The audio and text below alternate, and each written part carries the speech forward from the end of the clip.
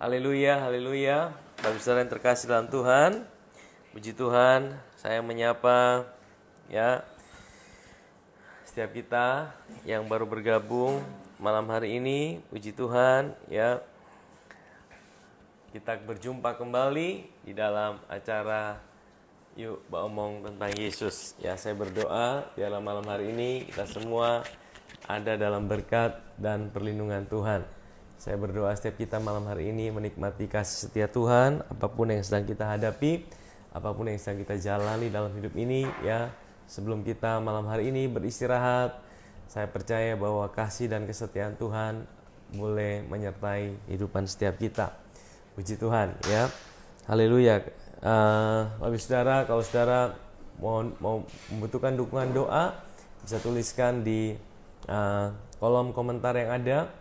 Dan saudara juga kita bisa bantu bagikan ya kabar baik ini. Kalau saudara ada, saudara bisa bantu bagikan kabar baik ini, karena saya percaya bahwa hari-hari ini saudara, peperangan kita ya ada di dalam media saudara.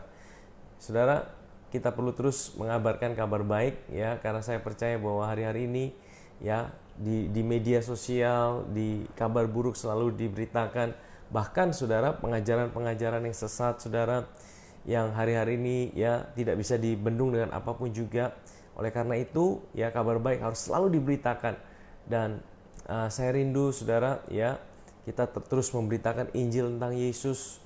Saya rindu supaya ketika kita mendengarkan tentang Yesus yang benar, saya percaya bahwa ya ada kekuatan, ada damai sejahtera, ada sukacita Tuhan yang melawat setiap kita.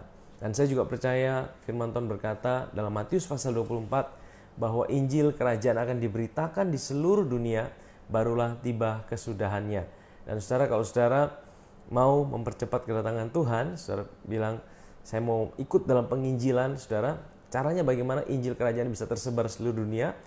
Hari-hari ini saudara, Tuhan pakai media yang ada bisa menyebarkan kabar baik bahkan sampai ke pelosok-pelosok, sampai ke ujung dunia, dimanapun tidak ada yang bisa membatasi untuk mendengarkan Injil kabar baik Bapak Saudara. Nah, puji Tuhan ya, hari ini saya mau share firman Tuhan di dalam Yohanes pasal yang kelima ya. Tadi saya merenungkan apa yang hari ini saya mau bagikan. Saya akan membagikan bagi kita pada hari ini dalam Yohanes pasal yang kelima, kisah mengenai seorang yang sudah lumpuh ya 38 tahun. Seorang yang berjumpa dengan Yesus di kolam Bethesda. Saya akan bacakan firman Tuhan buat kita pada malam hari ini, dan saya akan menjelaskan firman Tuhan ini, dan saya percaya waktu kita dengarkan firman Tuhan tentang Yesus, ada kekuatan yang baru, ada damai sejahtera, ada sukacita yang melawat setiap kita. Nah, Bapak Saudara, Yohanes pasal yang kelima, saya akan bacakan dari ayat yang pertama. Sesudah itu ada hari raya orang Yahudi, dan Yesus berangkat ke Yerusalem. Di Yerusalem dekat pintu gerbang domba ada sebuah kolam yang dalam bahasa Ibrani disebut Bethesda. Ada 5 serambinya, dan di serambi-serambi itu ada berbaring sejumlah besar orang sakit, orang-orang buta, orang-orang timpang, dan orang-orang lumpuh yang menantikan goncangan air kolam itu. Sebab sewaktu-waktu turun malaikat Tuhan ke kolam itu dan menggoncangkan air itu. Barang siapa yang terdahulu masuk ke dalamnya, sesudah goncangan air itu menjadi sembuh apapun juga penyakitnya. Di situ ada seorang yang sudah 38 tahun lamanya sakit. Ketika Yesus melihat orang itu dan berbaring di situ, dan karena ia tahu bahwa ia telah lama dalam keadaan itu, berkatalah ia kepadanya, "Maukah engkau sembuh?" Jawab orang sakit itu kepadanya, "Tuhan, tidak ada orang yang menurunkan aku ke dalam kolam itu apabila airnya mulai goncang. Dan sementara aku menuju kolam itu, orang lain sudah turun mendahului aku." Kata Yesus kepadanya, "Bangunlah, angkatlah tilammu, dan berjalanlah." Dan pada saat itu juga sembuhlah orang itu. Lalu ia mengangkat tilamnya dan berjalan. Tetapi hari itu adalah hari Sabat. Karena itu orang-orang Yahudi berkata kepada orang yang baru sembuh itu, "Hari ini hari Sabat dan tidak boleh engkau memikul tilammu." Akan tapi ia menjawab mereka, "Orang yang telah menyembuhkan aku Dia yang mengatakan padaku, angkatlah tilammu dan berjalanlah. Nah, Bapak Ibu yang terkasih dalam Tuhan, kita baru saja membaca satu perikop firman Tuhan, ya, bagaimana ada seorang yang mengalami sakit lumpuh 38 tahun, ya. Dan dia berbaring di sebelah kolam Bethesda. Nah, Bapak Ibu Saudara, saya pernah ke Israel, Saudara. Ya, kolam Bethesda dari katanya Bet itu artinya rumah, Tesda itu artinya kemurahan, rumah kemurahan, Saudara. Dan di situ berbaring sejumlah besar orang sakit, Saudara. Ya. Dan firman Tuhan mencatat bahwa ya sewaktu-waktu malaikat itu akan turun menggoncangkan itu kolam Bethesda. Dan siapa yang cepat, Saudara? Siapa yang cepat? Dia akan masuk terlebih dahulu dalam kolam itu dan kemudian dia akan disembuhkan, ya. Nah, banyak orang di situ yang sakit, Saudara, ya. Nah, tapi firman Tuhan di situ dikatakan di situ ada seorang yang sudah 38 tahun lamanya sakit. Bapak bisa bayangkan 38 tahun. Ini bukan satu masa yang singkat, tapi ini satu masa yang cukup lama, Saudara. 38 tahun orang ini menderita sakit lumpuh, Saudara. Ya. Dan firman Tuhan katakan ayat yang ke-6, ketika Yesus melihat orang itu berbaring di situ dan karena ia tahu. Nah, Bapak Saudara perhatikan. Dikatakan ketika Yesus melihat orang itu berbaring di situ dan karena ia tahu bahwa ia telah lama dalam keadaan itu. Nah, Saudara, saya mau tanya sama Saudara. Menurut Saudara kira-kira kenapa Yesus tahu ya orang itu sudah lama ada di situ? Dan saya percaya Yesus juga tahu orang itu sudah puluhan tahun ada di situ, Saudara. Nah, Saudara tahu kenapa? Waktu saya ke Israel, saya baru tahu jawabannya, Saudara. Ya, waktu saya ke Israel, saya diberitahu sama tour guide-nya di situ bahwa ya di sebelah daripada kolam Bethesda itu ternyata rumah daripada nenek daripada Yesus, rumah daripada Santa Ana. Ya, Santa Ana itu ibu daripada Maria, Saudara. Ya, Santa Ana. Nah, rumahnya di situ, Saudara, persis di sebelah kolam Bethesda. Itu gereja, hari ini berdiri gereja yang luar biasa akustiknya, Saudara. Kalau Saudara masuk ke situ, Saudara tidak perlu sound system, Saudara tinggal bicara saja, Saudara nyanyi satu orang, seperti nyanyi itu ada ratusan orang, bahkan ribuan orang, Saudara. Itu gereja yang dahsyat, Saudara, sound systemnya, Saudara. Nah, Saudara tahu, jadi Saudara ternyata kenapa Yesus tahu? Karena Yesus dari kecil, Saudara, saya bayangkan waktu dia diajak sama orang tuanya, Yesus kan tinggal di Nazaret, Saudara. Yesus itu tinggal di Nazaret, lahir di Bethlehem, tinggalnya di Nazaret masa kecilnya. Dan setiap tahun hari raya orang Yahudi, orang tua daripada Yesus, Yusuf dan Maria selalu ajak Yesus ke Yerusalem. Itu adalah tradisi orang Yahudi. Mereka harus datang ke Yerusalem untuk berdoa di Bait Allah. Nah, Saudara tahu, saya percaya waktu Yesus ke Yerusalem bersama dengan Maria, mereka mampir ke rumah daripada Santa Ana, mama daripada Maria, Saudara, nenek daripada Yesus. Dan Saudara, kalau firman Tuhan mencatat orang itu sudah 38 tahun di situ. Jadi Saudara bayangkan Yesus pada waktu itu ya usianya baru sekitar 30-an tahun lebih, Saudara. Karena Yesus mulai pelayanan umur 30, kemudian dia meninggal atau dia disalibkan umur 33,5 tahun. Saudara bisa bayangkan umur Yesus sendiri baru 30 tahun lebih. Sedangkan orang itu sudah 38 tahun terbaring di situ. Jadi Saudara bayangkan sejak Yesus kecil, Saudara. Sejak Yesus masih kecil, bahkan belum lahir, orang itu sudah di situ. Jadi Saudara, saya bayangkan setiap 1 tahun mungkin 3 kali Yesus ke Yerusalem, dia akan ketemu dengan orang itu. Dia akan lihat orang itu. Dia akan bayangkan orang itu selalu ada di situ. Setiap tahun berkali-kali Yesus lihat orang itu, Saudara. Jadi makanya Yesus bisa bilang, dan firman Tuhan berkata, kenapa Yesus tahu, Saudara? Ketika Yesus melihat orang itu berbaring di situ, dan karena ia tahu bahwa ia telah lama dalam keadaan itu, berkatalah ia kepadanya, maukah engkau sembuh? Saudara, ini satu pertanyaan yang luar biasa, Saudara. Ini satu pertanyaan yang luar biasa. Saudara tahu bahwa memang tidak semua orang yang ada di dalam zaman Yesus itu disembuhkan.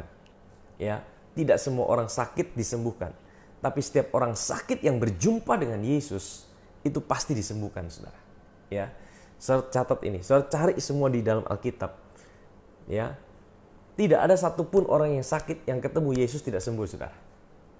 Memang tidak semua orang sakit disembuhkan di dalam Alkitab, tapi semua orang sakit yang ketemu Yesus itu pasti disembuhkan.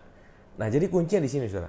Kalau saudara dalam keadaan sakit apapun juga, tubuhmu sakit, dalam keluargamu sakit, dalam apapun juga, kuncinya gini, saudara, selalu datang pada Yesus. Alami perjumpaan dengan Yesus. Kalau saudara berjumpa dengan Yesus, saudara tahu Tuhan pasti sembuhkan sakit saudara, apapun sakitnya itu, saudara.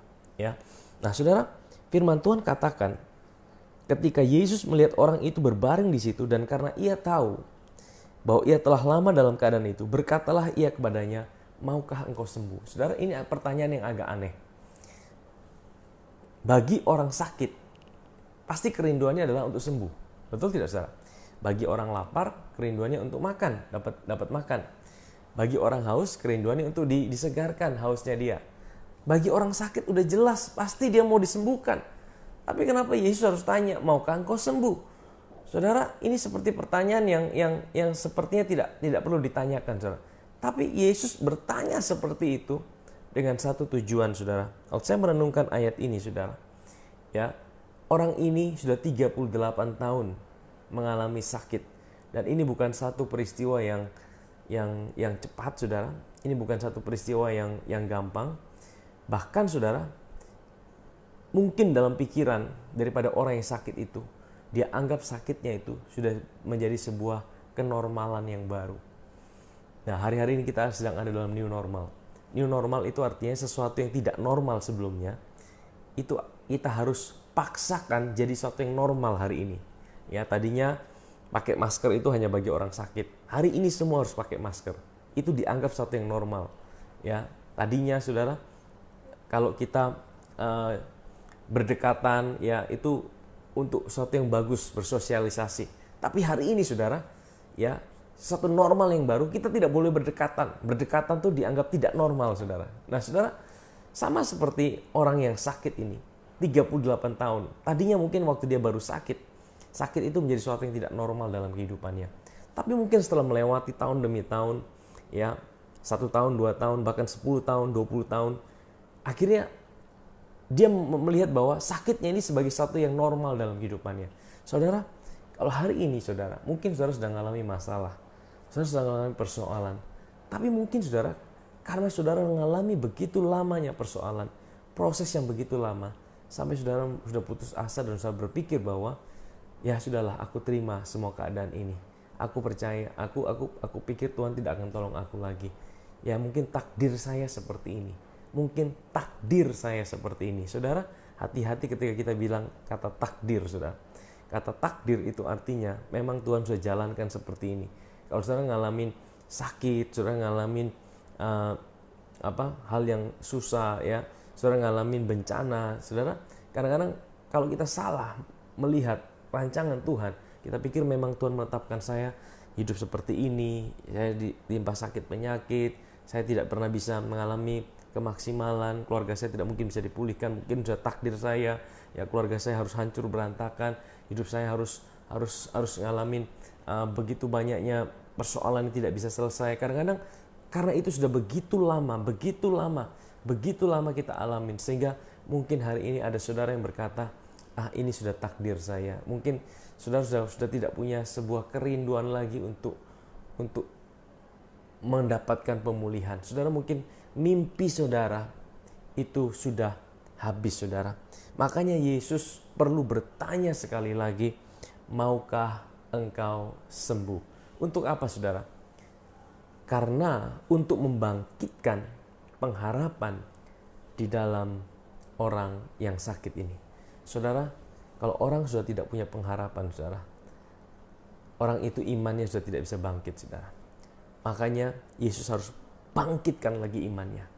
Malam hari ini juga Tuhan mau tanya sama saudara. Mungkin saudara sudah dalam situasi yang sulit begitu lamanya, dalam pekerjaan, dalam rumah tangga, dalam tubuh saudara yang sakit mungkin. Saudara mungkin berpikir ini takdir saya. Tapi malam hari ini firman Tuhan datang sama saudara dan saya. Maukah engkau sembuh? Maukah engkau dipulihkan? Maukah engkau dibangkitkan? Maukah hidupmu diubahkan sama Tuhan? hari ini kalau firman Tuhan datang, dia sedang bicara sama hidup saudara, untuk hidup saudara dibangkitkan, dipulihkan oleh Tuhan malam hari ini. Nah, Bapak saudara yang terkasih dalam Tuhan, firman Tuhan berkata apa? Yesus bertanya sama orang itu, maukah engkau sembuh? Jawab orang sakit itu kepadanya. Saudara lihat, perhatikan jawaban orang sakit itu. Dia tidak jawab ya atau tidak. Kalau harusnya, kalau Tuhan tanya mau sembuh atau tidak, jawabnya ya atau tidak. Betul tidak, saudara? Tapi orang ini jawabnya apa? Tuhan, tidak ada orang yang menurunkan aku ke dalam kolam itu apabila airnya mulai goncang. Dan sementara aku menuju ke kolam itu, orang lain sudah turun mendahului aku. Saudara tahu, orang ini melihat bahwa jawabannya itu berdasarkan apa yang dia pikir itu bisa menjadi jawaban dalam kehidupannya. Memang di kolam itu bisa terjadi suatu mujizat ketika malaikat turun, ya, sehingga orang harus berlomba-lomba, dan dia selalu merasa, aku tidak mungkin bisa memenuhi syarat itu. Aku ini lumpuh. Aku baru mau berjalan saja, aku tidak mungkin bisa sampai duluan di kolam itu. Pasti orang lain sudah keduluan aku. Dan ini bicara bahwa dia selalu merasa tidak layak untuk mendapatkan kesembuhan. Dia selalu merasa tidak layak untuk mendapatkan jawaban. Mungkin hari ini engkau selalu berpikir bahwa hidupmu tidak cukup layak untuk mendapatkan jawaban dari Tuhan.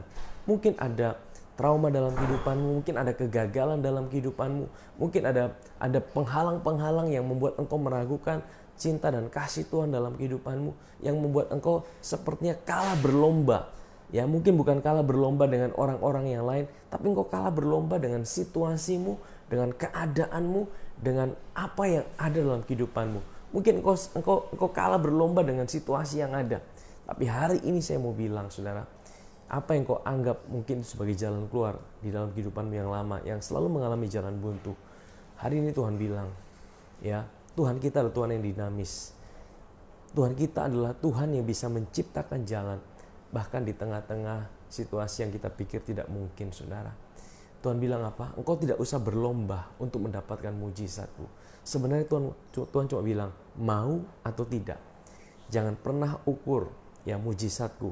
Jangan pernah ukur pertolonganku ya berdasarkan situasimu, berdasarkan kelayakanmu, berdasarkan apa yang bisa kau buat. Tuhan cuma tanya, mau atau tidak. Kalau kita berkata, aku mau Tuhan. Nah, saudara, Tuhan itulah adalah jalan itu sendiri. Kita tidak usah berlomba dengan kekuatan kita. Nah, apa yang orang ini katakan? Ya, orang lain sudah turun mendahului aku. Dengan kata lain dia bilang, tidak mungkin bisa. Tapi kata Yesus kepadanya, bangunlah, angkatlah tilammu dan berjalanlah. Dan pada saat itu juga sembuhlah orang itu. Lalu ia mengangkat tilamnya dan berjalan. Saudara, saya percaya waktu Tuhan berkata, bangunlah, angkatlah tilammu dan berjalanlah. Mungkin kaki orang itu mulai terasa. Ada otot-otot yang mulai mengalir. Ada kekuatan Tuhan yang mulai mengalir. Ada daging yang tadinya udah mengecil, kaki yang mulai mengecil. Kaki yang tidak pernah dipakai berjalan selama puluhan tahun, saudara. Kaki itu mungkin sudah jadi kecil, tapi tiba-tiba kaki itu mulai tumbuh. Kaki itu mulai timbul dagingnya. Dan dia mulai bisa ada kekuatan. Dan firman Tuhan berkata, dan pada saat itu juga sembuhlah orang itu. Lalu ia mengangkat tilamnya dan berjalan. Nah, saudara, kata yang Yesus perintahkan, ya, bangunlah, angkatlah tilammu dan berjalanlah. Dalam bahasa Inggrisnya adalah, ya, rise up, take up your rest. Take up your rest. Ini artinya apa? Dalam bahasa Inggrisnya, ambillah istirahatmu. Tempat tidur adalah tilam itu tempat untuk istirahat. Saudara, ini arti profetiknya gini, saudara. Bukan sekedar dia disuruh bangkit dan berjalan, tapi take up your rest. Artinya gini, saudara. Dia disuruh ambil istirahatnya, ambil peristirahatannya. Dan kemudian setelah dia ambil peristirahatannya, baru dia bisa berjalan. Saudara, ini cara Tuhan, saudara. Saudara lihat cara manusia. Kita lihat apa yang dia pikir. Dia harus berlomba-lomba. Dia berlomba-lomba untuk dapatkan mujizat Tuhan. Mungkin dia udah berusaha. Ya, kalau tahu memang dalam perjanjian lama, seseorang untuk mau mendapatkan kelayakan dari Tuhan, dia harus berlomba dengan kekuatannya. Tapi Tuhan kasih sebuah jalan yang baru. Artinya apa? Take up your rest itu artinya gini, engkau mesti beristirahat. Beristirahat itu apa? Iman itu adalah beristirahat. Beristirahat dalam apa? Beristirahat dalam apa yang Yesus sudah kerjakan buat kita.